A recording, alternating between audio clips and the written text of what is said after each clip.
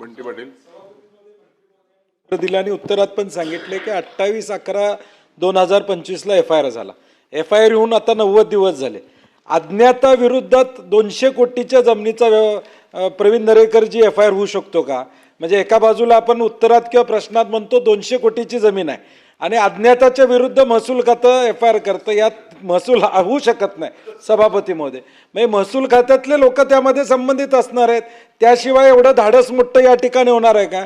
तर 90 दिवस झालं माणूस सापडत नसेल तर मग उद्या सुद्धा सापडणार नाही. मग तुमच्या SITला काय अर्थ असणार नाही.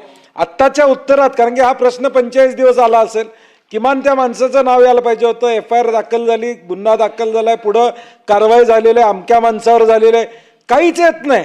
याचा अर्थ तुमची SIT सुद्धा अधिवेशनापुरती असणार आहे का? म्हणजे शंका घेण्यासारखं उत्तर देत आहे.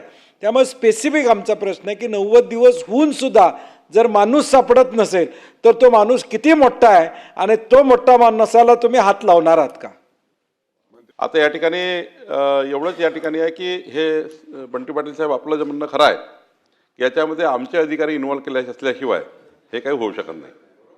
आणि म्हणूनच या ठिकाणी आमची ACS आमचे कोण कोण लोक इन्व्हॉल्व आहे याच्याकरता ACS इन्क्वायरी आम्ही सुरू केलेली आहे. पण या ठिकाणी जाणीवपूर्वक आयोगाने दुर्लक्ष केलं आहे. मी सकाळी SPशी बोललो. SPने सांगितलं की माझ्याकडे आज वर्क करतो आहे प्रकरण, आयोगाच्या भरोशावर काही राहणार नाही, म्हणून ते EOWकडे ते दाखल करून घेतात आज तिथले SP. आणि EOWकडे दाखल करून मग त्यांना आरोपीला तात्काळ ताब्यात घेणे. मी EOWच्या चौकशीत हे सांगणार आहे की आमच्या अधिकाऱ्यांनी जर त्या ठिकाणी इन्व्हॉल्वमेंट असेल तर आमची ACS इन्क्वायरी करून ते गुन्ह्याचा त्या ठिकाणी त्यालाही पाठ करणार आहे. कारण ॲडिशनल FIR आपण आमच्या अधिकाऱ्यांनी जर चुकीचं केलं असेल आमचे अधिकारी घेऊ. पण एक गोष्ट खरी आहे की यामध्ये जोपर्यंत महसूल आणि पोलीस, महसूल आणि जे काही तिथला जो ज्यांच्या नावानं बनावट आदेश आहे हे इन्व्हॉल्व असल्याशिवाय हे सारं होत नाही. शासनाच्या लक्षात आलं म्हणून शासनाने त्या ठिकाणी चौकशी लावली. माझ्याकडे कुणीतरी विधिमंडळ सदस्यांनीच त्या ठिकाणी माझ्याकडे विषय आणून दिला आणि त्यामुळे आमच्या ACSने तात्काळ इन्क्वायरी कॉल केली. त्यानंतर या प्रकरणामध्ये हालचाल सुरू झाली. जर शासनाने इंटरव्हेन्शन केलं नसतं तर हे प्रकरण त्या ठिकाणी भलतीकडे गेलं असतं आणि ते शासनाच्या नावाची जागा ही प्रायव्हेट मालकाच्या नावाने होऊन गेली असती. बनावट आदेशाचं इम्प्लिमेंटेशन होऊन गेलं असतं आणि काही कळलंही नसतं कोणाला.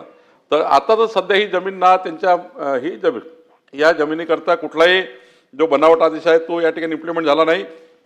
जमीन सरकारच्याच नावानं आहे, 7/12 सरकारच्या नावानं आहे, तो इम्प्लिमेंट झाला नाही. त्यामुळं आपण आपली जमीन त्या ठिकाणी जशी आहे तशी आहे.